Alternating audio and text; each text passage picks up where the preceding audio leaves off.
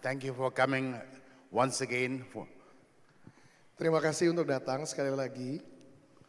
What I would like to do today in the 3 session is to cover the rest of the book of Revelation. Apa yang saya mau lakukan di dalam 3 sesi terakhir kita sepanjang hari ini adalah kita mau terus lanjutkan masuk ke dalam kitab Wahyu. It is my deepest conviction that the single most important book that we as Christians alive in the 21st century must cover is the book of Revelation. Dan saya percaya pribadi bahwa salah satu kitab yang paling penting yang kita perlu untuk benar-benar kuasai dan dalami terutama hidup di hari-hari yang terakhir adalah kitab Wahyu. But ironically, that's the one book that Christians stay away. Tapi justru yang ironis seringkali justru itu satu kitab yang banyak orang Kristen hindari. And so my assignment is to make the book of Revelation simple to understand for God's people. Jadi tugas utama saya adalah saya berusaha untuk menjadikan kitab Wahyu itu sesederhana mungkin, semudah mungkin untuk dipahami oleh orang-orang Kristen. I can say today a simple outline after having given 25 years of my life to study the book of Revelation. Saya katakan hari ini saya bisa memberikan kepada saudara outline yang sederhana itu sesudah 25 tahun saya habiskan hidup saya mempelajari kitab Wahyu. And I'm still learning. Dan sampai saat ini pun saya masih belajar. The book of Revelation can never be exhausted in one's lifetime. Kitab Wahyu sendiri itu nggak bisa diteliti, dibongkar, dikeluarkan secara penuh habis maksimal dalam satu hidup, satu orang, seumur hidupnya. Nggak cukup. There is just too much in there. Ada terlalu banyak di dalamnya. And so I'm keeping an open heart and open mind to learn new things each day. Jadi saya memberikan hati yang terbuka, pikiran yang terbuka untuk Tuhan ajarkan saya hal-hal yang baru setiap harinya. So in the 3 sessions that we have today, I would like to take some time to cover the 7 seal judgments, and then second session, the 7 trumpet judgments, and then in the third session, the 7 bowl judgments. Jadi dalam 3 sesi yang kita punya hari ini, saya mau kita melingkupi 3 bagian penghakiman. Penghakiman sangkakala, 7 itu sesi pertama, kemudian 7 yang kedua, the second one is 7 trumpets, 7 bowls. 7 cawan. Okay. Now, it's important for us to ask the right questions in the right sequence. Sangat penting bagi kita untuk tanya pertanyaan yang benar itu dengan urut-urutan yang benar. So, for instance, most people coming to the book of Revelation, the first question they want to ask and seek the answer is, so when is Jesus coming back? Nah biasanya yang umum kalau orang masuk kitab Wahyu, pertanyaan pertama yang orang selalu tanya duluan adalah, jadi kalau gitu kapan Yesus datang kembali? That's a right question to ask, Ya pertanyaannya sih benar, but a wrong sequence. tapi urutannya salah. Like in Acts chapter 1, when Jesus was about to be taken up, there was a question among the disciples, Lord, will you at this time restore the kingdom to Israel? Ya seperti contoh lainnya di Kisah Para Rasul pasal yang pertama. Sebelum Yesus terangkat ke surga, murid-murid datang kepada Yesus dan tanya satu pertanyaan bagus ini. Yaitu pertanyaan ini, Tuan atau Guru, kapan waktunya engkau akan memulihkan kerajaan bagi Israel? The question was right. Pertanyaannya tuh benar loh, bagus. Especially after hearing Jesus speak about the kingdom of God for 40 days straight following his resurrection, it's a right question. Terutama sesudah Alkitab bilang begini, selama 40 hari penuh berulang kali Yesus mengajarkan mereka tentang kerajaan Allah. Maka sesudah diajarkan semua itu pertanyaan yang benar untuk ditanya. But according to Jesus, the sequence was wrong. Tapi menurut Yesus urutannya yang salah, waktunya yang salah. Allow me to share an experience I had in Penang, Malaysia some years ago. Nah izinkan saya menceritakan sebuah pengalaman yang saya alami di Penang, Malaysia beberapa tahun yang lalu. Just to help illustrate the principle that I'm trying to articulate now. Sekedar untuk menjelaskan buat saudara prinsip yang baru saja saya berusaha artikulasikan kepada saudara. The pastor had invited me to join him for breakfast in a cafeteria. Gembala di sana waktu itu mengundang saya untuk makan pagi di satu kafe ya pagi-pagi untuk sarapan. So we were there having breakfast when a young lady walked in. Jadi kita di situ lagi sarapan, tapi tiba-tiba ada seorang perempuan muda masuk. Apparently, the pastor recognized that young lady. Oh ternyata gembala yang ngajak saya makan itu kenal perempuan muda ini. And immediately he stood up and then began to greet her. Jadi langsung saja gembala ini berdiri dan mulai menyapa dia. And then he asked his first question. Dan kemudian dia tanya pertanyaan pertama ini. How are you, my dear? Gimana kabarnya kamu? Haven't seen you in a long time. Wah sudah lama gak ketemu. And the young lady replied, I'm fine, pastor. I'm really very fine. Kemudian perempuan muda ini menjawab, oh saya baik sekali pastor, saya sangat-sangat baik. Then the pastor asked the second question. Nah kemudian gembalanya ini tanya lagi pertanyaan yang kedua. So how many kids do you have now? Jadi sekarang anak kamu berapa? And the young lady replied with so much joy in her face, 2 kids, a boy and a girl. Kemudian perempuan muda ini dengan sangat bersemangat, mukanya bercahaya, dia jawab, wah saya punya 2 anak sekarang, 1 laki-laki, 1 perempuan. Then the pastor asked the third question. Kemudian gembalanya ini tanya pertanyaan ketiga. And the third question was, are you married? Nah kemudian pertanyaan ketiga adalah, kamu sudah nikah belum? Did you get it? Saudara nangkep gak nih? That young lady's face just fell off. The countenance just dropped. Itu perempuan muda mukanya langsung berubah, langsung merah, langsung tertunduk. And I just gave a look at the pastor. Kemudian saya ngeliatin itu gembala. I said, what have you done? Waduh kamu kok begitu nanyanya? Right question, Pertanyaannya sih bener, wrong sequence. urutannya salah. That question should have been asked before. Harusnya pertanyaan itu ditanya duluan dong. Before asking the lady how many children you have. Sebelum nanya anaknya berapa. And so Christians oftentimes when they come to the book of Revelation, they ask the right questions but in the wrong sequence. Nah ini loh masalahnya, banyak orang Kristen ketika memasuki kitab Wahyu, mereka punya pertanyaan-pertanyaan yang bagus, tapi urut-urutannya salah. So the first question that most Christians I know, including you, will ask is, so when is Jesus coming back? Jadi pertanyaan yang paling umum yang banyak orang Kristen tanyakan, termasuk saudara. Pertanyaannya begini, kapan Yesus datang kembali? That's the right question to ask, Itu pertanyaan yang benar untuk ditanya, but wrong sequence. tapi urutannya salah. That's not the first question we should be asking. Harusnya itu bukan pertanyaan pertama yang kita tanya. All right, so the first question that we should be asking concerning the book of Revelation is not when is Jesus coming back, but who is coming back. Jadi pertanyaan pertama yang harusnya ditanya dulu ketika kita masuk ke kitab Wahyu, itu bukan kapan Yesus datang kembali, bukan kapan, tapi pertanyaannya begini, siapa yang akan datang kembali? Itu pertanyaan dari situ harusnya. And to get it wrong here is to get everything else wrong. Karena kalau pertanyaan pertamanya ini saja sudah salah, sisanya salah.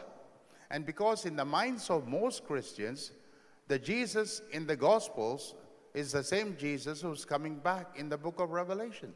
Karena di dalam benak, di dalam pemikiran kebanyakan orang Kristen, Yesus yang mereka jumpain di dalam kitab Injil, itu Yesus yang seperti itu, yang akan datang kembali kedua kalinya. Therefore, in the minds of most Christians, they are looking for Jesus the Savior to come back. Atau dengan kata lain, di dalam kebanyakan benak orang Kristen, yang mereka nantikan untuk datang kembali itu Yesus Sang Juru Selamat, itu yang datang kembali. And once you get stuck with that image of Jesus as Savior coming back, then the only logical conclusion is the next thing that needs to happen is rapture.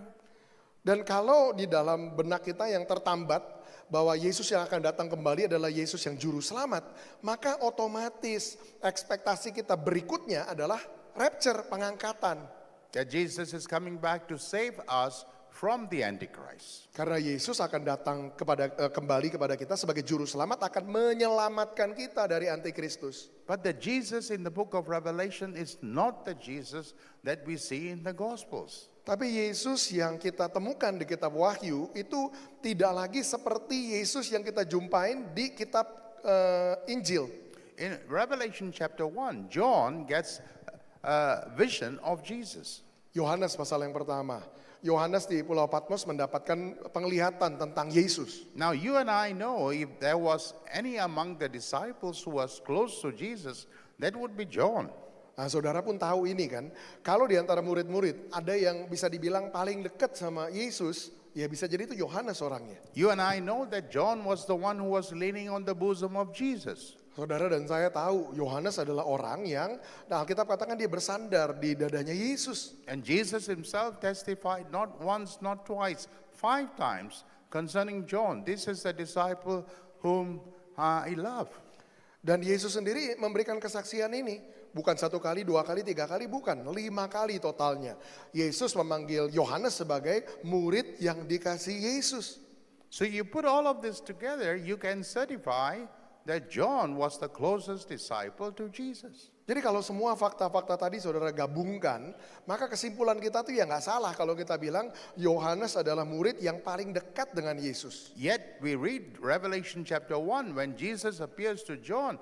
What happens to John? Tapi ini masalahnya, waktu Yohanes melihat Yesus di Wahyu pasal yang pertama, ini pertanyaannya, apa yang terjadi kepada Yohanes? John falls at his feet like a dead man. Alkitab bilang begini, Yohanes itu tersungkur seluruh badannya di tanah itu seperti orang mati. In other words, John freaked out. Dengan kata lain, Yohanes, ya bahasa Jakartanya terbirit-birit, Yohanes sampai This nggak is tahu not- gimana respon. This is not the Jesus that I know and I saw in the Gospels. Atau dengan kata lain, ini bukan seperti Yesus yang saya tahu, yang saya kenal di zaman Injil dulu. This is a very different Jesus. Wah, ini gambaran Yesus yang berbeda sama sekali. He looked so different. Pemandangannya, yang dilihatnya begitu berbeda. Same Jesus, Ini Yesus yang sama, but he has taken on a completely different look. tapi sudah mengambil satu bentukan yang berbeda sama sekali. Why? Kenapa? Because the story is coming to an end. Karena ceritanya ini mau menuju akhir. And just like you and I, Jesus, the time has come for Jesus to fulfill his destiny. Dan seperti halnya saudara dan saya, buat Yesus pun sudah waktunya untuk dia menggenapi destininya. And what exactly is the destiny of Jesus? Dan apa persisnya destiny dari Yesus? How will you answer that question? Bagaimana saudara jawab pertanyaan itu? If someone walks up to you and asks you, what is the destiny of Jesus? Kalau ada seseorang yang mendatangi saudara dan tanya pertanyaan ini, apa menurut kamu destininya Yesus? Okay? You have a destiny, I have a destiny, Indonesia has a destiny, Jesus has a destiny. Kalau saudara punya destiny, tujuan, Indonesia punya destiny, maka Yesus pun punya tujuan, punya destiny. What is his destiny? Nah pertanyaannya apa destininya Yesus? His destiny is to be king over all nations. Destiny Yesus adalah untuk menjadi raja atas segala bangsa. This one thing we keep missing. Ini satu hal yang kita meleset terus. We refuse to allow Jesus to fulfill his destiny. Kita menolak untuk mengizinkan Yesus menggenapi destininya. Jesus wants to move forward, we try to pull him back. Yesus mau bergerak maju ke depan, kita tarik terus mundur ke belakang. From the gospel, Jesus wants to move to the book of Revelation, but we pull him and put him back in the gospels. Dari Injil, dia mau bergerak maju menuju ke kitab Wahyu. Kita tarik dia mundur, Yesusnya maunya kayak di kitab Injil terus. By our thinking and by our praying, by our acting, we are pulling Jesus back to the gospels. Lewat pemikiran kita, lewat doa-doa kita, lewat perilaku kita. Dengan semua itu kita berusaha tarik Yesus. Ekspektasinya kayak Yesus yang seperti di zaman Injil terus. Let's try to understand the Father's greatest dream, the Father's greatest desire is to see his Son fulfill his destiny. Coba saudara perlu berusaha mengerti ini. Bahwa impian atau keinginan terbesar Bapa adalah untuk melihat putranya menggenapi destininya. That's so very natural, isn't it? Itu kan sangat alamiah. My greatest desire is to see my son fulfill his destiny. Kerinduan terbesar saya untuk melihat anak saya menggenapi destininya. And if you have a son or a daughter, that's your greatest desire. Kalau saudara punya anak laki-laki atau perempuan, itu juga pasti kerinduan terbesar saudara. So the Father in heaven has a dream, a desire to see his son fulfill his destiny. Sama halnya dengan Bapa di surga juga punya keinginan, kerinduan, mimpi untuk melihat anaknya menggenapi destininya. But the Father's greatest problem is you and I. Tapi masalah terbesar Bapa di surga itu terletak di saudara dan saya. We simply refuse to allow Jesus to fulfill his destiny. Kita ini yang menolak mengizinkan Yesus menggenapi destininya. Every time we insist that Jesus is my Savior and that's all he is, we are pulling him back into the Gospels. Setiap kali kita ngotot, Yesus itu juru selamat dan cuman itu tok, itu saja. Ya kita lagi tarik dia balik ke belakang. So we need a new vision, we need a new vocabulary. Jadi kita perlu punya visi yang baru, cara pandang yang baru, kosakata yang baru. We need new values Kita perlu nilai-nilai yang baru. in the light of who Jesus will be. Cara kita memandang Yesus akan jadi seperti apa. So John gets to see this Jesus, but a very, very different Jesus. Jadi Yohanes mendapatkan penglihatan ini, pandangan ini tentang Yesus, tapi satu gambaran Yesus yang sudah berbeda sama sekali. Because this Jesus is now getting ready to come back to planet Earth. Karena Yesus yang ini adalah Yesus yang sudah siap untuk datang kembali ke planet bumi. Come back to planet Earth to take up permanent residency. Datang kembali ke planet bumi untuk mengambil tempatnya yang permanen di bumi. Come back to planet Earth to be appointed as king over the nation of Israel. Datang kembali atas planet bumi untuk menjadi raja atas bangsa Israel. And come back to Earth to be appointed as king of kings of all nations. Dan untuk kembali ke bumi ini ditunjuk sebagai raja di atas segala raja, raja atas semua bangsa.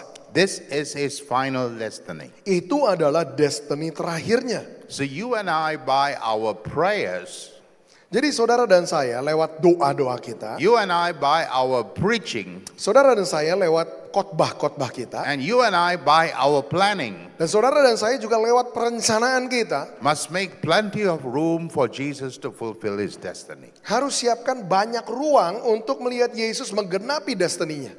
King. Raja, Remember that. ingat itu. So there is no kingdom without a king. Tidak ada kerajaan tanpa sang raja. Pastor Arif had a question yesterday. How do we encourage churches to incorporate the vision of the kingdom into the life of the church? Pastor Arif punya pertanyaan kemarin. Gimana caranya kita mendorong gereja-gereja yang ada untuk mereka memasukkan visi kerajaan di dalam visi gereja mereka? And my response was, before you can see the kingdom, you must first see the king. Respon saya adalah sebelum kamu bisa melihat kerajaan itu jadi bagian, kamu terlebih dahulu harus bisa melihat sang raja. That one thing will create the biggest revolution in the church. Bahwa satu hal itu akan menciptakan perubahan yang terbesar di dalam gereja. What the church needs is not another revival. Apa yang gereja butuhkan itu bukan satu lagi KKR atau revival. What the church needs is a revolution. Apa yang gereja butuhkan adalah revolusi. A revolution that allows them to see Jesus as king. Perubahan besar, mereka mulai melihat Yesus sebagai raja. And allowing Jesus to fulfill his destiny. Dan untuk mengizinkan Yesus menggenapi destininya. Okay, so the right question to ask in the right sequence is not when. The first question we should ask is who. Jadi kita mulai dari sini. Pertanyaan pertama yang tepat yang harusnya kita tanyakan menurut urut-urutan yang benar. Memasuki kitab Wahyu itu bukan kapan Yesus datang, tapi siapa yang akan datang. So once you answer that correctly, who is this Jesus who's coming back? He's the King of Kings. Jadi sekali saudara bisa menjawab itu dengan tepat. Siapa ini yang akan datang kembali? Yesus, tapi sebagai raja di atas segala raja. Dia yang akan datang kembali. Then your mind shifts away from you and moves towards the nations. Baru pikiran saudara akan bergeser menjauh dari saudara dan mulai mengarah ke bangsa-bangsa. Because the American church insists that Jesus is coming back for you and I. Karena gereja di Amerika mereka ngotot. Yesus cuma akan datang kembali untuk saudara dan saya. That's what happens when you restrict Jesus to be the Savior and the Savior alone. Itu yang akan terjadi kalau saudara membatasi Yesus cuma sebagai juru selamat dan juru selamat saja. So the first question we should ask is, who is this Jesus who's coming back? Jadi pertanyaan pertama yang kita perlu mulai tanya adalah siapa Yesus ini yang akan datang kembali? Second question that we should be asking, Pertanyaan kedua yang kita perlu mulai tanyakan. in the right sequence, Dalam urut-urutan yang benar ya. why is he coming back? Kenapa dia akan datang kembali? Now most Christians don't ask these questions as well. Nah kebanyakan orang Kristen juga nggak tanya pertanyaan ini. So here's something for you to think about. Ini sesuatu yang saudara perlu pikirkan. When Jesus was dying on the cross, Ketika Yesus mati di atas kayu salib, didn't Jesus say, it is finished? bukankah Yesus sudah berkata, sudah selesai? It is finished. Sudah selesai. Now, I've heard 1,000 sermons from pastors using that as a sermon title, it is finished. Saya sendiri sudah dengar ribuan khotbah dari gembala-gembala, pendeta-pendeta, bahkan menjadikan dua kata itu jadi judul khotbah. Sudah selesai. especially in the recent season when we passed through Good Friday. Terutama melewati musim yang baru aja kita lewatin Jumat Agung kemarin. I myself have preached, it is finished. Saya sendiri akan khotbah, sudah selesai. But when we say Jesus said on the cross, it is finished, if really everything that needed to be done was done on the cross, if everything was finished on the cross, then why is he coming back? Nah, tapi ini argumennya. Kalau memang sudah selesai, itu artinya benar-benar sudah selesai. Semua yang harus dilakukan sudah selesai di kayu salib. Pertanyaannya adalah, kenapa kok dia harus balik lagi? Buat apa? That itself must provoke a question within you. Sebenarnya itu sendiri ya, kalau saudara mau kritis, harusnya memunculkan pertanyaan itu. If Jesus completed his work at the cross, then why is there a need for him to come back? Bahwa kalau Yesus sudah menggenapi, menyelesaikan seluruh pekerjaannya di kayu salib, buat apa dia datang lagi? Kebutuhannya apa? That only means that phase 1 of his mission was completed at the cross, but there is a phase 2. Nah, cuman berarti begini sebenarnya. Fase pertama dari misinya memang sudah digenapi di kayu salib. Tapi artinya ada fase kedua. So what is phase 2 of his mission? Nah, pertanyaannya begini, apa dong kalau gitu fase kedua dari misinya? To return back to planet Earth to take up permanent residency. Untuk datang kembali ke planet bumi ini dan untuk mengambil tempatnya yang permanen di bumi. To be appointed as the king over the nation of Israel. Untuk menjadi raja atas bangsa Israel. To be appointed as king over all nations as the King of Kings. Dan juga untuk menjadi raja atas segala bangsa, raja di atas segala raja. This is mission 2, Nah, phase ini 2. adalah misi fase kedua. This has not been completed. Yang ini belum digenapi. And most importantly, Dan yang terlebih penting, Israel has not been saved. Israel belum diselamatkan. This is the big thing that you must hold in your mind at all times. Ini adalah hal besar yang saudara harus simpan dalam pikiran saudara setiap waktu. Because as Christians, you and I have been told to just block out Israel. Karena sebagai orang Kristen, saudara dan saya seringkali cuma diajarkan, udahlah gak usah ngurusin Israel. Israel is the key to bless all nations. Padahal Israel adalah kunci untuk memberkati segala bangsa. Genesis chapter 12 and verse 3 and Genesis 22 and verse 18 categorically says that's the destiny of Israel.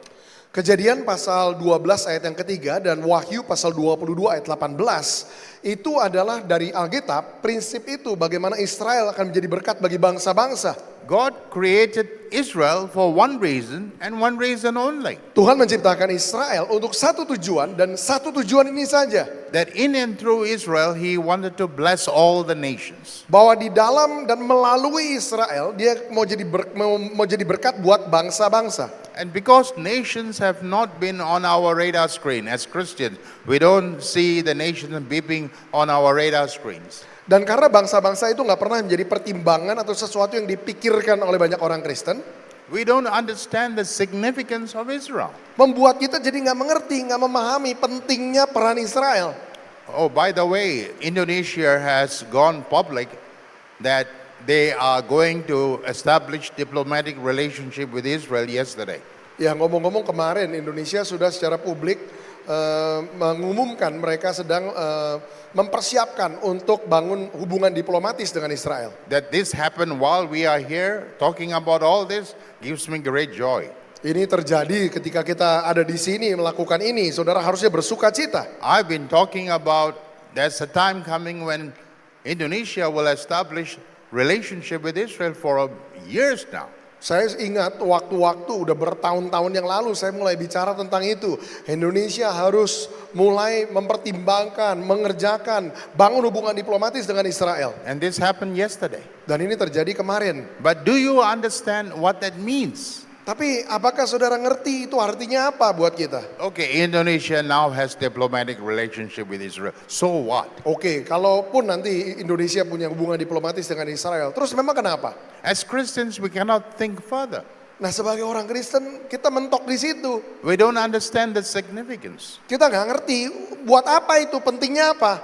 Until you embrace God's vision for the nations. Sampai saudara bisa memeluk visi buat bangsa-bangsa. So once again, Israel was created by God for one purpose and one purpose only. Jadi sekali lagi, Israel diciptakan oleh Tuhan untuk satu tujuan dan satu tujuan ini saja. To be a blessing to the nations. Untuk menjadi berkat bagi bangsa-bangsa. The second thing about Israel, Hal kedua tentang Israel, Israel is God's firstborn son. Israel adalah anak sulungnya Tuhan. Exodus 4 and verse 22. Keluaran 4 ayat 32. So in the final analysis, God wants a family. Jadi dalam analisis terakhir, Tuhan menginginkan keluarga. God wants a big family. Tuhan menginginkan keluarga besar. God wants a big family comprised of every tongue, every tribe, every people, every nation. Tuhan mau satu keluarga yang besar yang terdiri dari setiap kaum, suku, bangsa, dan bahasa. That's God's goal. Itu adalah goal akhirnya Tuhan. That's His dream. Itu adalah mimpinya dia. And that's what we see happen in the book of Revelation. Dan itu yang kita lihat akan terjadi di kitab Wahyu. But that cannot happen until the nations have a right relationship with Israel. Dan semua itu tidak bisa terjadi kecuali bangsa-bangsa memiliki hubungan yang benar terhadap Israel. For God, when He looks upon the nation, if you want to become a part of my family, you have to accept my firstborn son. Bagi Tuhan ya, kalau dia lihat bangsa-bangsa, untuk kamu menjadi bagian dari keluarga besarku, kamu harus toh terima anak sulungku dong. You have to have a right relationship with my firstborn son. Kamu harus memiliki hubungan yang benar dengan anak sulungku. That's what this whole thing is all about. Nah, jadi seluruh hal ini itu berkenaan dengan itu juga. Now that Indonesia has taken a step forward Sekarang Indonesia sudah mengambil satu langkah lagi maju in establishing a right relationship with God's firstborn son Israel. dalam membangun hubungan yang benar dengan anak sulung Tuhan yaitu Israel. What does that mean for Indonesia? Apa artinya kemudian itu bagi Indonesia? Do you have any thoughts on that? Saudara punya pemikiran tentang itu? You know, Indonesia yesterday took a giant leap towards her destiny. Indonesia kemarin mengambil satu langkah raksasa menuju destininya. I was not able to answer the question that Pastor Mona had posed concerning the destiny of Indonesia. Kemarin saya tidak bisa menjawab pertanyaan yang Pastor Mona ajukan tentang destiny Indonesia. One of the big things that has to be in place is Indonesia-Israel. Karena salah satu komponen penting yang saya rasa perlu ada di situ adalah Indonesia perlu ada di dalam hubungan yang benar dengan Israel. By saying yes to Israel, Indonesia is saying yes to God. Dengan mengatakan ya kepada Israel, Indonesia itu sedang mengatakan ya bagi Tuhan. Yes, God, I want to be a part of your family. Ya Tuhan, aku mau jadi bagian dari keluargamu.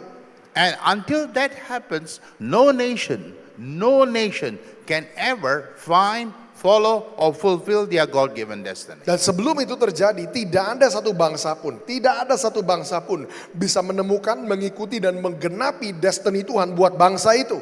Look at Singapore, Lihat Singapura, then look at Malaysia. kemudian lihat Malaysia. What's the difference between Singapore and Malaysia? Bedanya apa antara Singapura dengan Malaysia? They have Malay people up there, we have Malay people down here. Di Malaysia ada orang Malay, di Singapura juga ada orang Malay. They have Chinese up there, we have Chinese down here. Mereka punya orang Chinese di Malaysia, orang Chinese juga ada di Singapura. They have Indians up there, we have Indians down here. Mereka punya orang-orang India di sana, mereka juga punya orang-orang India di Singapura. Racially, we are the same. Secara ras sama, And yet, we are so different. tapi ternyata kenyataannya kita berbeda sekali. Why is that? Kenapa seperti itu? Because Singapore has a right relationship with Israel. Karena Singapura memiliki hubungan yang benar dengan Israel. And no nation can ever find, follow, and fulfill their God-given destiny unless they have a right relationship with Israel, God's firstborn son. Tidak ada negara yang bisa menemukan, mengikuti, dan menggenapi destiny Tuhan buat bangsa itu. Kecuali bangsa tersebut memiliki hubungan yang benar dengan anak sulung Tuhan, yaitu Israel. Indonesia crossed the line yesterday. Nah, Indonesia lewatin garis itu kemarin. Praise the Lord. Puji Tuhan, This happened yesterday. ini terjadi kemarin. All right, some formalities needs to happen, but in principle it's a done deal.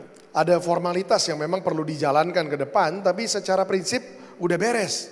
And from now on, you and I can count on Indonesia finding, following, fulfilling her God-given destiny. Nah dari titik ini dan seterusnya, saudara dan saya bisa mengandalkan ini bahwa Indonesia pasti akan menemukan, mengikuti dan menggenapi destininya Tuhan buat bangsa ini. Because in the eyes of God, she has established a right relationship with the firstborn. Karena di dalam pandangannya Tuhan, Indonesia telah membangun hubungan yang benar terhadap anak sulungnya. When the story ends in the Bible, Ketika ceritanya berakhir di Alkitab, the first thing that needs to be settled is if you have a right relationship with the firstborn son in heaven. hal yang pertama yang perlu dikukuhkan adalah apakah saudara memiliki hubungan yang benar dengan anak sulungnya Tuhan. Who's the firstborn son in heaven? Siapa anak sulungnya Tuhan di sorga? What's the answer? Jawabannya apa? Who's the firstborn son in heaven? Siapa anak sulungnya Tuhan di sorga? Jesus. Yesus. Only one answer. Cuma satu yang jawab. You should be shouting, Jesus. Yeah, Jesus. Harusnya So the teriak, first "Yesus, ya, qualification, the first criteria is that before you can enter new heaven, new earth, you must have a right relationship with God's firstborn son in heaven. Jadi kriteria pertama kalau untuk saudara memasuki langit baru, bumi baru, yaitu saudara punya hubungan yang benar dengan anak sulung Bapa di sorga. And that we all have. Nah itu kita semua punya. But the criteria for a nation to become a part in God's new family is to have a right relationship with God's firstborn son on earth. Tapi dengan cara yang sama, kriteria bagi satu bangsa bisa bergabung menjadi bagian dari keluarga besarnya Tuhan kelak adalah bangsa tersebut harus memiliki hubungan yang benar dengan anak sulung Bapa di bumi. And that is Israel. Dan itu adalah Israel. So once you understand these dynamics, Nah sekali saudara memahami dinamika-dinamika ini, how you pray changes. bagaimana saudara ciptakan perubahan? Now, everyone here have every reason not only to rejoice, but to now get Indonesia moving in the right direction. Nah sekarang semua kita di sini bukan cuma hanya punya alasan untuk kita bersuka cita karena apa yang terjadi kemarin. Kita semua pun harus mengiring ini sampai Indonesia benar-benar mengukuhkan hubungan itu secara formal. And for Indonesia to find, follow, and fulfill her destiny will be a blessing to so many nations. Dan untuk Indonesia kalau bisa menemukan, mengikuti dan menggenapi destininya, bangsa ini akan menjadi berkat yang sangat besar buat banyak bangsa. Remember yesterday, you heard me say that yesterday's big story was China. Saudara Today's ingat- big story is India, but tomorrow's big story is Indonesia. Saudara ingat kemarin saya katakan cerita besar kemarin itu China, cerita besar hari ini itu India, tapi cerita besar besok adalah Indonesia. You must believe this deep in your heart. Saudara harus sangat percaya ini dalam hati saudara. So don't give up your passports. Jadi saudara jangan tinggalkan kewarganegaraan saudara. Send your children overseas to study, but make sure they come back. Anak-anakmu mau sekolah di luar negeri boleh aja, tapi pastikan mereka harus pulang. So we have asked the two questions in the right sequence. Nah, jadi kita sudah tanya dua pertanyaan benar dengan urut-urutan yang benar. Question one, who is this Jesus who is coming back? Pertanyaan yang pertama tadi, siapa nih Yesus ini yang akan datang kembali? Yesus yang seperti apa? Question two, why is he coming back? Pertanyaan yang kedua, kenapa dia datang kembali? Question three, Pertanyaan ketiga, where is he coming back? di mana dia akan datang kembali? Tempatnya di mana? He's not returning to Singapore. Dia nggak akan datang kembali mendarat di Singapura. I would love that. Ya pengennya begitu. And Singapore will do a good job preparing a red carpet for him. Dan Singapura akan bikin karpet merah penyambutan yang paling bagus kalau dia mau lakukan itu. But Jesus is not returning back to Singapore. Tapi kenyataannya Yesus nggak akan datang kembali di Singapura. Not London, not New York. Nggak di London, nggak juga di New York. He's returning to Jerusalem. Dia akan datang kembali ke Yerusalem. So you have to come to terms with that. Nah saudara harus bisa terima itu. Why is Jesus returning to Jerusalem? Kenapa Yesus datang kembalinya ke Yerusalem? And the answer to that is found in Jeremiah 3 and verse 17. Dan jawaban buat itu saudara bisa temukan di Yeremia 3 ayat 17. Because Jerusalem is the throne of the Lord. Karena Yerusalem adalah tahtanya Tuhan di bumi. And that itself speaks of why Jesus is coming back to Jerusalem is to take his rightful place as king over Israel. Dan itu juga yang menjawab kenapa Yesus datang kembalinya ke Yerusalem. Ya memang untuk menjadi raja atas Israel. Now, did you know, I'm not sure if you know this, but did you know that Jerusalem is in the center of the earth? Nah sekarang saya tanya ini, tahukah saudara, saya sendiri nggak yakin saudara tahu ini. Tapi tahukah saudara bahwa Yerusalem itu adanya lokasinya titiknya itu di pusat bumi. Did you know that? Tahukah saudara If you itu? have the map of the world, Kalau saudara buka peta dunia yang dibikin datar gitu, Jerusalem is in the center of the world. Yerusalem itu ada di tengah-tengah peta bumi. I didn't say this. Bukan saya yang bilang ini. Prophet Ezekiel said that. Nabi Yeskiel yang bilang ini. Chapter 5 and verse 5. Pasal 5 ayat 5. Chapter 38 and verse 12. Pasal 38 ayat 12. Ezekiel declared that. Yeskiel yang katakan itu. Jerusalem is in the center of the earth. Yerusalem itu ada di pusat bumi. Now, if you are a thinking Christian, Nah kalau saudara adalah orang Kristen yang berpikir, you will be asking the question, but why? nah saudara akan tanya pertanyaan, tapi kenapa? Why must Jerusalem be in the center of the earth? Karena kenapa Yerusalem kok ditempatkan di tengah-tengah bumi? So when we come to Revelation chapter 4, Ketika kita sampai ke Wahyu pasal 4, watch my hand here. tolong perhatikan tangan saya di sini. This is heaven. Ini sorga, This is earth. ini bumi. Okay, parallel universe. Yeah, Ini- heaven, earth. Universe yang paralel nih, So- surga, bumi. John was taken up into the heavens, Yohanes diangkat ke sorga. and the first thing he saw was the throne. Dan hal yang pertama yang dia lihat adalah takhta. Okay, you heard Pastor Daniel exhorting that passage from Revelation 4 this morning. Nah saudara dengar tadi saya melayani dari Wahyu pasal 4, Wahyu pasal 5 tadi pagi. Now, if you were to carefully read Revelation 4, Nah kalau saudara mau secara hati-hati baca Wahyu pasal 4. not only will you find the word throne appearing 11 times in chapter 4 and 5 times in chapter 5, but you will find that in Revelation 4, every time the throne is mentioned, it always is mentioned as in the center. Nah saudara akan temukan di Wahyu pasal 4, bukan hanya itu disebutkan kata takhta itu disebutkan 11 kali, Wahyu pasal 5 disebutkan 5 kali, tapi di pasal keempat sendiri, setiap kali kata takhta disebutkan, itu disebutkannya dengan konotasi, itu seperti gini, takhta itu di tengah-tengah. So if this is heaven, Nah jadi kalau kita bayangkan ini sorga, where's the throne? takhta itu di mana? Right in the center. Tepat di tengah-tengah.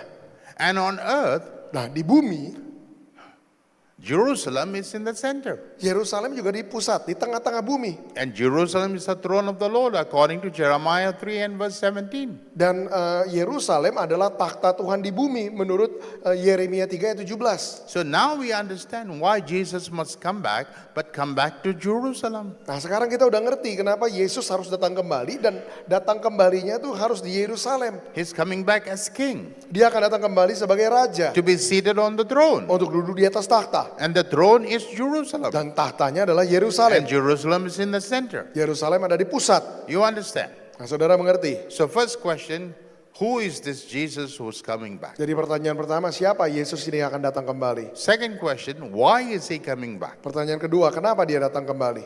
Third question, where is he coming back? Pertanyaan ketiga, di mana dia akan datang kembali? After you have answered these three questions, Baru sesudah saudara jawab 3 pertanyaan tadi, then you ask the fourth question. baru saudara tanyakan pertanyaan keempat. When is Jesus coming back? Kapan Yesus akan datang kembali? The problem with the American church is they ask question number 4 as question number 1.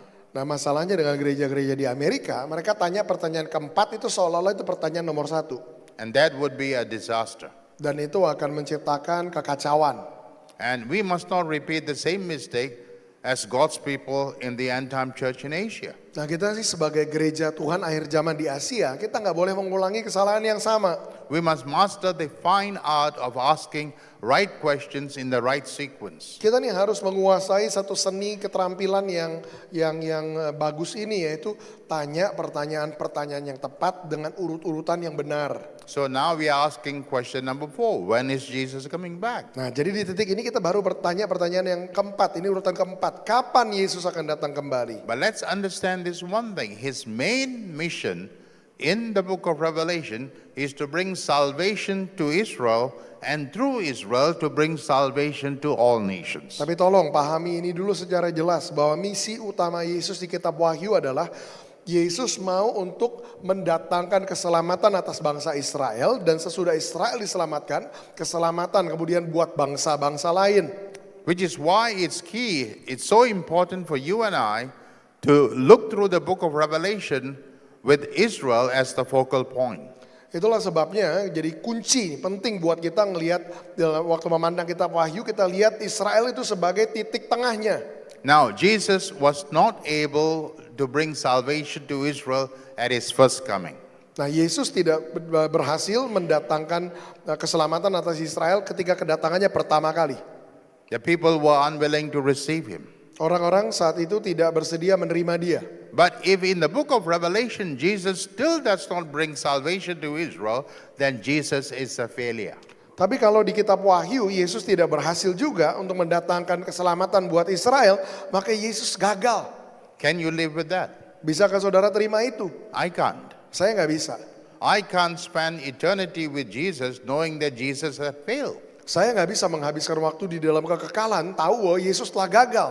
Jesus must succeed. Yesus harus berhasil. He's Jesus. Dia Yesus. He must succeed. Dia harus berhasil. Therefore, what didn't happen in the Gospels must happen in the book of Revelation. Itulah sebabnya apa yang tidak terjadi di kitab Injil harus terjadi di kitab Wahyu. So when you turn to Revelation chapter 1, Jadi ketika saudara buka Wahyu pasal pertama, and you read verses 5, 6, 7, and 8, saudara baca ayat 5, 6, 7, dan 8. what do you read?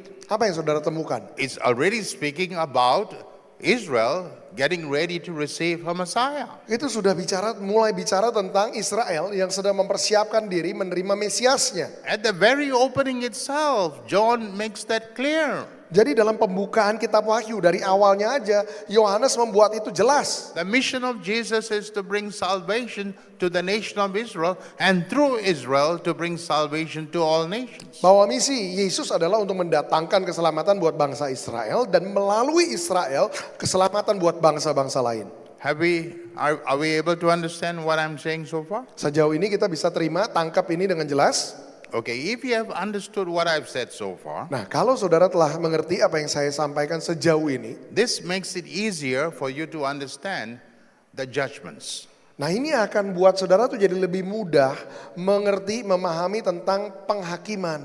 So you have the 7 seal judgments in Revelation 6 and 7. Jadi di Wahyu 6 dan 7 saudara punya penghakiman pertama itu 7 meterai. Then you have the 7 trumpet judgments in Revelation 8 through 14. Kemudian dari Wahyu 8 sampai 14 saudara punya penghakiman yang kedua, yaitu penghakiman sangkakala, 7 sangkakala. Then you have the 7 bowl judgments in Revelation 15 through 18. Dan kemudian saudara punya penghakiman yang ketiga, yaitu cawan murka dari Wahyu 15 sampai 18. Now, I hope you took notice that I spoke about it as 777. Nah, saya harap saudara nangkep. Saya menyebutkannya sengaja begitu tuh, 7, 7, 7. I'm glad that Jesus' number is 777. Saya bersyukur angkanya Yesus itu 777. Because so many Christians, far too many Christians, are focusing themselves on 666. Karena banyak orang Kristen, terlalu banyak orang Kristen. Fokusnya yang kita pusingkan tuh 666. Whose number is 666? 666 angka siapa? The Antichrist. Antikristus. Now, even a kindergarten child Bahkan will be able to say that 777 is anytime bigger than 666. Bahkan anak TK manapun mereka tahu 777 itu lebih besar daripada 666. Then why are we afraid to face the future? Jadi kenapa kita nih ngadepin masa depan ketakutan gitu? Because Christians have never taken time to study the book of Revelation. Justru karena orang Kristen tuh nggak mau ambil waktu belajar kitab Wahyu. They fail to see the one who is executing the judgment is not the Antichrist. Mereka gagal melihat yang mengeksekusi, yang melepaskan penghakiman itu bukan Antikristus. It's Jesus Christ. Itu Yesus loh yang lepaskan penghakiman. The 7 seal judgments by Jesus Christ. Penghakiman 7 meterai oleh Yesus. The 7 trumpet judgments by Jesus 7 Christ. sangkakala oleh Yesus. The 7 bowl judgment by Jesus Christ. Kemudian cawan murka, 7 cawan murka oleh Yesus juga. This is to reassure you and I that Jesus is in control. Harusnya ini kasih kepastian sama saudara dan saya, Yesus ini yang pegang kendali atas semuanya. Yes, there are things happening in the book of Revelation, Memang benar di kitab Wahyu itu ada hal-hal ini terjadi. but you and I need to be reassured and comforted that Jesus is in charge. Tapi saudara dan saya ini harus mantap, harus pede, yakin sangat. Yesus tuh yang pegang kendali. Why should I fear? Ngapain saya takut? My Jesus is in charge. Yesus saya yang pegang kendali. He's in control. Dia yang in Total charge. control, total control. Kendali penuh. And he tells me how the story is going to finish. Dan dia udah kasih tahu kita gimana ceritanya akan berakhir. Then why should I fear? Jadi buat apa saya takut? So I'm excited about the future. Oh, saya ini bergairah, bersemangat menghadapi masa depan. Yes, things are about to happen. Ya memang ada banyak hal akan terjadi. Like Iran wants to attack Israel right now. Seperti halnya sekarang nih, Iran lagi mau serang Israel. But should that come as a surprise to us? Tapi apakah kita harus terkejut gitu? You see, my people, between now and the second coming of Jesus, you will see nation after nation after nation either going against Israel or going with Israel. Nah saudara-saudari, saudara perlu ngerti ini. Dari saat ini sampai nanti kedatangan Yesus yang kedua kali benar-benar. Saudara akan lihat ini, jadi nggak boleh terkejut. Saudara akan temukan bangsa demi bangsa, demi bangsa, demi bangsa, satu demi satu. Pilihannya cuma begini, mereka nyerbu Israel, nyerang Israel, atau mereka bela Israel. Cuma itu aja. And the nations that are intending to go against Israel, Dan bangsa-bangsa yang memang berketetapan mau ngelawan, mau nyerang Israel. they need to understand they are going against the God of Israel. Mereka perlu ngerti, mereka akan berhadapan dengan Allahnya Israel. Now, this is something that we as Christians have no clue about. Nah ini sesuatu yang banyak orang Kristen, kita-kita ini nggak ngerti sama sekali. I hope tomorrow morning you'll be here for the service, Saya harap besok pagi saudara akan datang lagi buat ibadah kita, ibadah hari because that's Sabtu. my message tomorrow morning. Karena itu akan jadi khotbah saya besok pagi. Because as Christians, we don't really know who Jesus is. Karena sebagai orang Kristen, kita nih nggak benar-benar ngerti Yesus itu siapa. We think Jesus is the one who died on the cross. Kita cuma berpikir Yesus adalah yang mati di atas kayu salib, itu saja. Yes, that's correct. Ya memang benar dia mati di atas kayu salib. But that's not all. Tapi bukan itu saja. Did you know that according to the Old Testament, Tahukah saudara, menurut perjanjian lama, Jesus is the God of Israel? bahwa Yesus adalah Allahnya Israel. And the God of Israel is the God of all nations. Dan Allahnya Israel adalah Allah dari segala bangsa. As Christians, we don't talk like that. Sebagai orang Kristen, kita tidak berbicara dengan cara begitu. But when you read the Psalms 17 times, 17 times, the psalmist continuously declares that their God, the God of Israel, whom we call as Jesus, is the God of all nations. And one day, all nations will worship him. Padahal di kitab Mazmur 17 kali ya, 17 kali dicatat di kitab Mazmur. Waktu mereka mendeklarasikan Mazmur mereka, Allah mereka yaitu Allah Israel, the God of Israel. Allahnya Israel adalah Allah segala bangsa. Dan bangsa-bangsa akan datang kepada dia, menyembah dia. The people in the Old Testament had a clear vision who Jesus was. Orang-orang di perjanjian lama itu punya cara pandang yang jelas. Yesus itu siapa buat mereka. For them, Jesus is the biggest thing ever.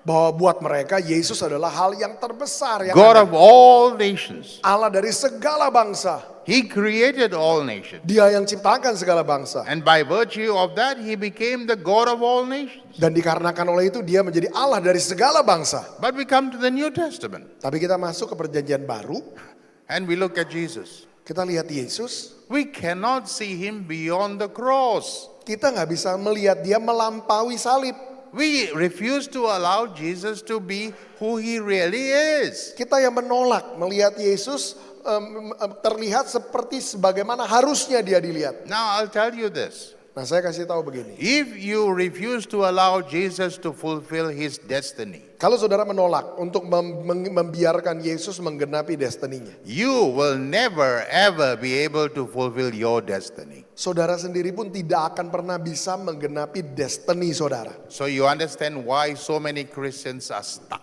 Nah saudara ngerti sekarang kenapa begitu banyak orang Kristen itu mandek. Now you understand why so many Christians are circling in the wilderness. Kenapa begitu banyak orang Kristen cuman muter-muter di padang gurun? What are they waiting for? Mereka nungguin apa? Another revival.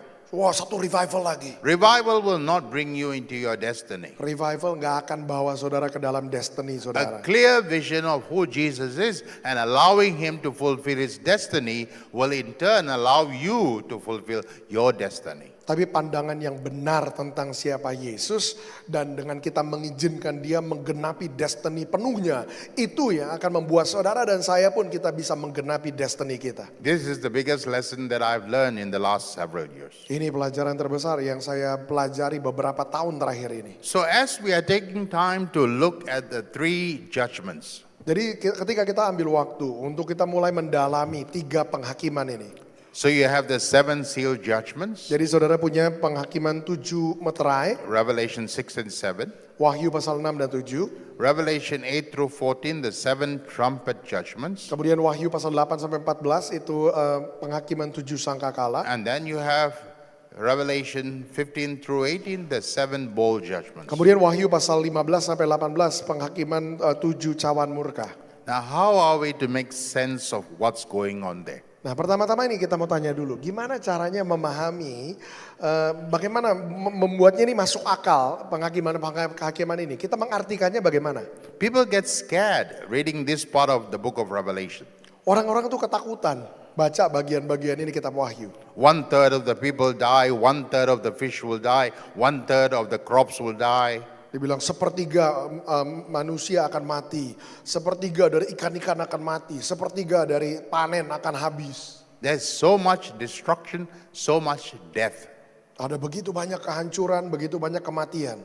We see that in this Revelation 6, 7, 8, 14, 15 to 18. Kita lihat semua itu di dalam Wahyu pasal 6-7 tadi, Wahyu 8 sampai 14, Wahyu 15 sampai 19. No wonder Christians reading this say, Jesus, please come and rapture me, take me away. Nggak heran, pantesan orang-orang Kristen lihat semua itu ketakutan, udah mendingan pengangkatan duluan, angkat secepat mungkin angkat. I don't want to be around when all this is happening. Saya nggak mau ada di sekitar ketika semua hal ini terjadi.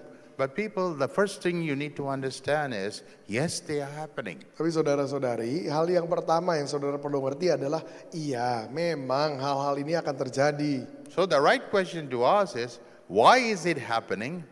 Where is it happening? When will it be happening? Tapi pertanyaan yang benar menurut urut-urutannya kita harus tanya adalah, yang pertama, kenapa itu akan terjadi? Di mana itu akan terjadi dan kapan itu akan terjadi? And most Christians don't have a clue. Dan kebanyakan orang Kristen nggak bisa jawab tiga-tiganya. Why is it happening? Kenapa itu akan terjadi? This is the time that Jesus will begin to judge the nations for being unkind to Israel. Ini adalah waktunya ketika Yesus akan mulai menghakimi bangsa-bangsa karena mereka bertindak keras terhadap Israel. Now, first things first. Ini hal yang pertama duluan ya. Does the God of the Bible make promises?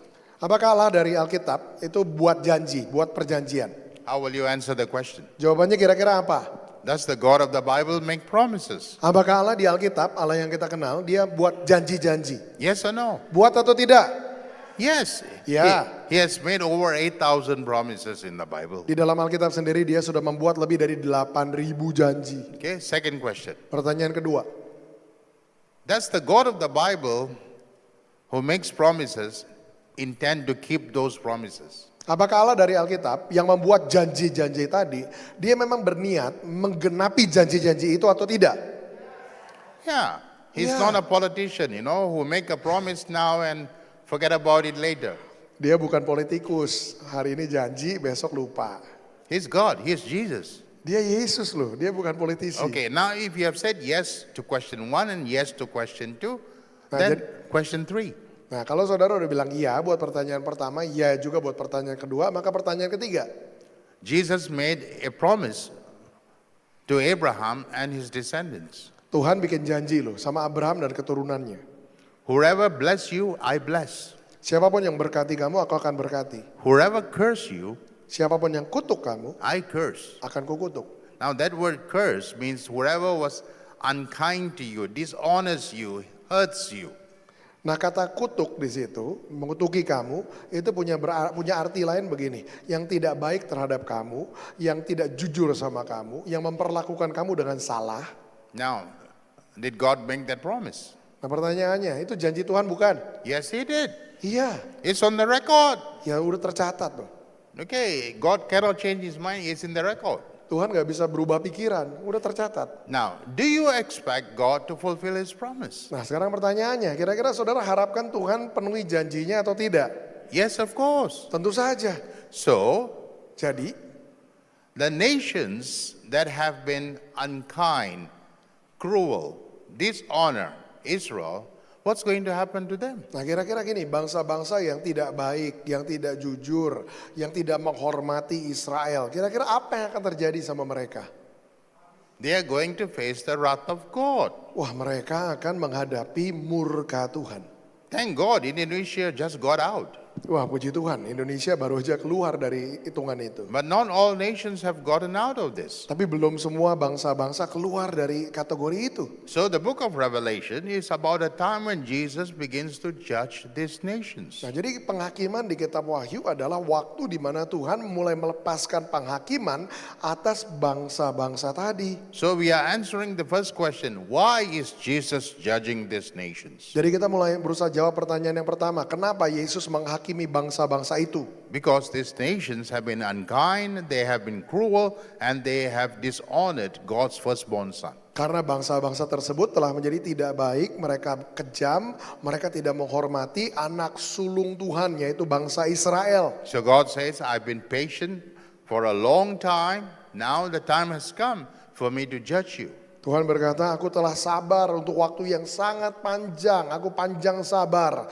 Tapi waktunya sudah tiba untuk aku menghukum kamu. So the ones who are receiving the judgments are nations. Jadi yang akan menerima penghakiman-penghakiman tadi itu bangsa-bangsa. Now the third question, Nah sekarang pertanyaan ketiga, when? kapan? So when will this happen? Kapan hal itu akan terjadi? Now this is a little more difficult. Nah yang ini sedikit lebih sulit. So I want to say something to you and I hope you can catch it. Saya mau bagikan sesuatu buat saudara, saya harap saudara bisa menangkapnya. The seven seal judgments in Revelation 6 and 7. Penghakiman 7 materai di Wahyu pasal 6 dan 7. It will be a time when Jesus judges certain nations for the crimes they have committed against his firstborn son, Israel. Okay, now listen very carefully. For crimes they have committed in the present. Untuk Wahyu pasal 6 dan 7 itu adalah penghukuman atau penghakiman yang Tuhan akan lepaskan terhadap bangsa-bangsa yang telah melakukan tindakan kriminal atau kejahatan terhadap Israel untuk masa sekarang, for present time. Okay, now move to the second, the seven trumpet judgments. Nah sekarang bergerak ke yang kedua nih, penghakiman 7 sangkakala. When the seven trumpet judgments takes place, it will be a time when Jesus executes judgment against the nations that have committed crimes against his firstborn son Israel in the past. Nah untuk penghakiman 7 sangkakala, itu adalah waktu ketika Tuhan melepaskan penghakiman, penghukuman terhadap bangsa-bangsa yang telah melakukan kejahatan terhadap Israel di waktu yang lampau. Okay, now Revelation 15 through 18. Nah sekarang yang ketiga, Wahyu pasal 15 sampai 18. The seven bowl judgments. Penghakiman 7 cawan. That will be a time when Jesus will execute judgment against the nations for crimes committed against his firstborn son Israel in the future. Itu adalah penghukuman atau penghakiman yang Tuhan akan lepaskan kepada bangsa-bangsa yang terlibat di dalam tindakan kriminal atau kejahatan terhadap Israel di masa yang akan datang. Now, the sequence is important. Nah, urut-urutannya penting. The seven seal judgments comes first. Jadi penghakiman 7 meterai itu duluan. Okay, and it will be a judgment against certain nations in the present. Jadi itu sifatnya adalah penghakiman terhadap bangsa-bangsa di masa sekarang ini. The seven trumpet judgment which comes after Penghakiman 7 sangkakala yang kemudian penghakiman yang datang sesudah itu will be against nations that have committed crimes in the past. itu ditujukan kepada bangsa-bangsa yang telah terlibat di dalam kejahatan terhadap Israel di waktu yang lampau. Then Revelation 15 through 18, judgments against the nation in the future. Kemudian Wahyu pasal 15 sampai 18 itu adalah penghukuman terhadap bangsa-bangsa yang melakukan kejahatan terhadap Israel di masa yang akan datang. Did you catch that? Saudara nangkap ini enggak? So present, Jadi sekarang past, yang melampau future. dan yang akan datang. Now, that's not how you and I normally would look at calendar. Nah, kalau saudara dan saya biasanya kita lihat kalender urutannya nggak begitu ya. You and I will normally look at past, present, future. Biasanya kalau kita urutannya kan begini, dulu, sekarang, dan masa depan. But Jesus is looking at present, past, future. Tapi Yesus ngelihatnya nggak begitu. Sekarang dulu, masa lalu, baru masa depan. Why? Kenapa? Revelation 1 and verse 8. Wahyu pasal pertama ayat 8. When you look at Revelation 1 and verse 8, Jesus introduces himself to John. John, I am the one who is, I am the one who was, and I am the one who is to come. Nah, ketika Yesus memperkenalkan dirinya kepada Yohanes di Wahyu 1 ayat 8, cara dia memperkenalkan dirinya adalah begini, aku yang ada, yang sudah ada, dan yang akan datang. A bit odd, isn't it? Urutannya aneh ya. But that's how Jesus introduces himself. Tapi dengan cara itu Yesus memperkenalkan dirinya, urut-urutannya begitu. So, present first, Yang sekarang dulu, past second, yang kedua itu yang sudah future ada, third. yang akan datang yang ketiga. I'm the one who is, Aku yang ada, who was, yang sudah ada, who is to come. dan yang akan datang. So the judgments takes that form. Nah, penghakimannya akan datang dalam urut-urutan yang seperti itu. First, present. Yang pertama yang sekarang, Second, past. yang kedua yang sudah lalu, Third, future. yang ketiga baru yang akan datang. Now, let me take you one step further. Nah, izinkan saya bawa saudara satu langkah lebih maju lagi. Do we know where these judgments will be taking place?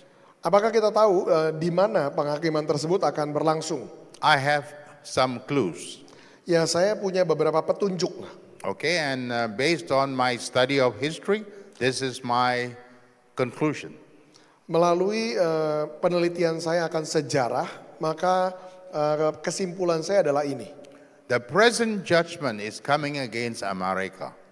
Penghakiman yang sekarang itu akan turunnya atas Amerika. The past judgment is coming against Europe.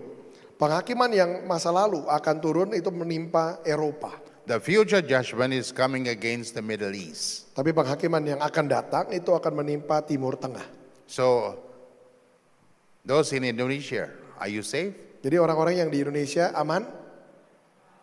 Yeah, you are not a target. Ya saudara bukan target. Okay, I've given you the target areas. Yang saya udah kasih saudara lokasi-lokasi targetnya nih. America first, Amerika duluan, Europe second, Eropa yang nomor 2, Middle East third. Timur Tengah ketiga. Now, you have to ask another question. Nah saudara harus tanya pertanyaan berikutnya. Why America? Kenapa Amerika? Why Europe? Kenapa Eropa? Why Middle East? Kenapa Timur Tengah? So you have to look into history. Nah saudara harus lihat sejarah untuk itu. America today has committing crimes against Israel. Amerika hari ini telah terlibat kejahatan terhadap Israel. What America is doing to Israel right now as we speak Apa yang Amerika sedang lakukan terhadap Israel sekarang ini juga nih. Selagi kita ngomong ini lagi berlangsung di is sana. coming before God. Itu sampai di hadapan Tuhan. America has gone time and time again to backstab Israel. Amerika ini udah berkali-kali nusuk Israel dari belakang. It's been going on the last 180 days. Itu udah terjadi selama 180 hari terakhir. When Israel is fighting a war with Hamas. Ketika Israel lagi perang lawan Hamas. America has betrayed Israel again and again and again and again. Amerika ini telah mengkhianati Israel lagi dan lagi dan lagi dan lagi. And God is watching. Dan Tuhan melihat. God is watching. Tuhan melihat. Did you know why America became the greatest nation on the face of the earth? Saudara tahu nggak alasannya? Kenapa Amerika hari ini bisa jadi negara terbesar di muka bumi? Because when the Jews were running for their lives during the Holocaust, 1939-1945, the one nation that opened their doors to receive them was America.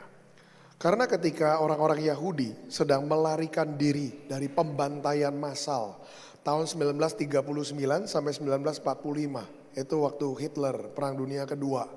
Amerika itu negara, satu-satunya negara yang membuka pintu sangat lebar untuk menerima orang-orang Yahudi yang sedang berlarian ini. God saw that. Tuhan lihat itu. When his people were running for their lives, America opened its doors. Ketika umatnya sedang berlarian menyelamatkan nyawanya, Amerika buka pintunya. God saw that. Tuhan lihat itu. And God remembers that. Dan Tuhan ingat itu. And so God exalted America Dan Tuhan mengangkat tinggi Amerika. to be the most powerful nation on the face of the earth. Untuk menjadi negara yang paling adikuasa di dunia Because ini. they blessed Abraham and their descendants. Karena mereka memberkati Abraham dan keturunannya. And God said, because you bless, I bless. Dan Tuhan berkata, karena kau berkati, aku berkati. And America was exalted. Oh, Amerika diangkat tinggi. But America today is very different. Tapi Amerika yang hari ini udah beda total. It's backstabbing Israel again and again and again and again. Itu backstabbing tuh, nusuk dari belakang. Berkali-kali nusuk dari belakang Israel. And God is watching. Dan Tuhan juga lihat itu. So God is saying, Dan Tuhan mengatakan, time is up. waktunya selesai. Get ready for my judgments. Siap-siap untuk penghakimanku. Now, the judgments are coming, that we know. Penghakiman itu akan datang, itu kita udah tahu. But when is it coming? Tapi kapan akan datangnya? A few days ago, there was a solar eclipse. Beberapa hari yang lalu ada gerhana matahari. And Christians from different parts of the world were writing to me, asking me, is this the time that God will judge America? Nah, orang-orang Kristen dari berbagai belahan dunia nulis email sama saya dan tanya, apakah ini jadi tanda di mana Tuhan mulai menghakimi Amerika? So my response was, soon it's a sign, but not yet. Respon saya adalah, bentar lagi ada tandanya, tapi belum. You will see America do worse things against Israel. Kamu akan lihat dulu nih di depan, Amerika akan lakukan hal-hal yang lebih parah terhadap Israel. At that moment, the time for judgments will come. Dan di titik itu, waktunya penghakiman akan mulai. But for God, Israel needs to be in a place where Israel is saying, Baruch haba B'Shem Adonai. Tapi buat Tuhan, Israel itu harus sampai di titik di mana Israel bisa mengatakan Baruch haba Hashem Adonai. Artinya diberkatilah dia yang datang dalam nama Tuhan. As long as Israel believes that America is always there to support them, they will not turn their hearts to God. Artinya begini loh, selama Israel bisa terus melihat Amerika sebagai tempat di mana dia dapatkan keamanannya, mereka nggak akan cari Tuhan. So God himself is allowing it for America to backstab Israel. Jadi memang Tuhan juga di sisi yang lain mengizinkan Amerika ini nusuk Israel dari belakang berkali-kali. So that Israel will be without support. Supaya Israel sampai di titik sadar gak bisa lagi mengandalkan Amerika. Forcing Israel to call upon their Messiah. Memaksa Israel untuk justru berseru kepada Mesiasnya. So that's coming. Jadi itu juga akan datang. Coming very soon. Datang sebentar lagi. Not tomorrow, Nggak besok, but coming soon. tapi bentar lagi. The 7 trumpet judgments Nah, penghakiman 7 sangkakala for crimes committed against God's people in the past. untuk kejahatan yang ditujukan kepada umat Tuhan di waktu yang lampau. That will be Europe, Itu Eropa. especially during the Second World War, Ya, terutama di tengah-tengah Perang Dunia Kedua. where Europe was responsible for the death of 6 million of God's people, including 1.5 million children. Di mana waktu itu Eropa itu bertanggung jawab atas kematian 6 juta orang Yahudi, termasuk diantaranya 1,5 juta anak-anak kecil. And what's worse is that these European nations that committed this crime, most of them were Christians. Dan apa yang lebih parahnya sebenarnya adalah begini. Kebanyakan dari negara-negara Eropa waktu itu yang terlibat kejahatan terhadap Israel, kebanyakan diantaranya itu negara-negara Kristen. And in case you and I are asking the question, if they are Christians, they should be supporting Israel. Why were they going against Israel? And the answer is because of the theology that the European church had propagated. Ya kalau saudara bingung ya berpikir, kok aneh ya. Kalau negara-negara ini Kristen, harusnya kan mereka bukannya mendukung Israel ya. Nah itu balik lagi ke yang kita ngomong kemarin. Diakibatkan oleh teologi yang sudah dianut oleh gereja-gereja Kristen di Eropa. So remember yesterday I spoke about replacement theology? Saudara ingat kemarin saya bicara di Eropa mereka menganut yang namanya replacement theology, teologi penggantian. That originated in Europe. Yaitu dimulai berasal dari Eropa. How wrong Christians can be. Seberapa salahnya orang Kristen bisa masuk, bisa nyemplung. How wrong churches can be. Seberapa salahnya gereja-gereja bisa nyemplung. And because of that they committed this crime. Dan dikarenakan oleh hal tersebut mereka ini terlibat kejahatan. And they were indirectly responsible for the death of God's people. Di mana mereka secara tidak langsung mereka terlibat kejahatan terhadap begitu berjuta-juta orang umat pilihan Tuhan. So there is coming a day and a time when Europe will come under judgment. Jadi akan datang suatu waktu, suatu masa di mana Eropa akan masuk juga dalam penghakiman. Interestingly, when it comes to the 7 trumpet judgments, Nah yang menarik ketika berhubungan dengan penghakiman 7 sangkakala, only in the 7 trumpet judgments, hanya di dalam penghakiman 7 sangkakala, as Europe comes under judgment, ketika Eropa sedang dilanda oleh penghakiman, you read in the book of Revelation, 1/3 of the people, 1/3 of the fish, 1/3 of the crops will perish. nah baru di titik itu tuh, saudara temukan di dalam Alkitab baru disebutkan di situ. Sepertiga penduduk bumi akan mati, sepertiga ikan di laut akan mati, sepertiga dari hasil pertanian akan musnah. When I saw this, I went to Jesus to ask him, Jesus, why this 1/3, 1/3, 1/3? What's about this 1/3 thing? Nah baru ketika kata sepertiga itu muncul, saya datang kepada Yesus dan tanya, kenapa Tuhan kok baru di sini nih, sepertiga ini maksudnya apa? And Jesus came back to reply that during the Holocaust, the population of the Jewish people all over the world was 18 million, 1/8. Ya Yesus memberikan jawaban pengertian ini. Di tengah-tengah zaman pembantaian besar tadi, kita sebutnya Holocaust ya. Itu jumlah populasi Yahudi di seluruh dunia, itu orang Yahudi ada 18 juta orang. And 6 million were killed. 6 juta diantaranya terbunuh. 6 million out of 18 million is 1/3. Jadi 6 juta dari 18 juta itu 1/3. So you and I know that the blood of Abel can cry out from the land. Saudara dan saya tahu cerita ini, darahnya Habel yang tercurah di tanah itu bisa berteriak, bisa menjerit. So you read in Revelation chapter 6, Saudara baca di Wahyu pasal 6. the souls under the altar are crying before Jesus, how long, O Lord, how long before you will render justice to those who have murdered us on earth? Di Wahyu pasal 6 saudara temukan dikatakan jiwa-jiwa di bawah mesbah itu berteriak kepada Tuhan. Oh berapa lama lagi Tuhan, berapa lama lagi Tuhan engkau akan memberikan keadilan bagi kami yang terbunuh. And Jesus replies to these souls, wait. Dan jawaban Yesus buat jiwa-jiwa yang berteriak itu, tunggu. At the right time, I will bring the judgment. Di waktu yang tepat aku akan datangkan penghakiman. So Europe is coming under judgment. Jadi Eropa akan mengalami penghakiman itu. I don't know if you are following the news, but Europe today is very, very, very hostile towards Israel. Saya nggak tahu apakah saudara ngikutin berita atau tidak. Tapi Eropa hari ini itu mereka sangat keras, kasar terhadap Israel. Very hostile towards Israel. Ya sangat keras terhadap Israel. And they don't realize, but they are incurring the wrath of God. Mereka nggak menyadari, tapi mereka sedang mengundang murka Tuhan. And therefore, the time will come when they will face the judgments of Jesus. Dan oleh karena itu waktunya pun akan datang di mana mereka akan